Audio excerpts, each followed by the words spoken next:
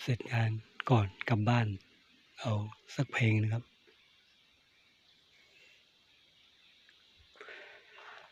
สุดท้ายน้องก็เลือกเขาหักเขาบ่ได้ไปต่ออายคนพ่อก็ซอมันบ่มีหยังหักก็มีแต่หัก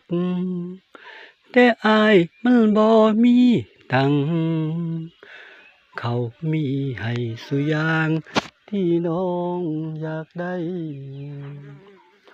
เว้ากะแต่ความเก่าเว้าจนเจ้ารำคาญ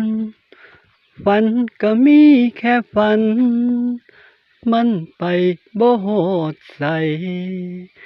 ฝันห่างๆในทางเปื้อนตมคงบ่มนได้เสียเจ้าไปอายก็พอเข้าใจเจ้าอยู่เด้อล่ะยินดีนำเจ้ากับเขาหลายๆเด้อคำแพงให้อยู่ดีมีแฮงเบิ่งแยงอย่าทิ่มอย่าปาให้น้องกับเขาฮักกันจนฮอดมือตายพุนล่ะ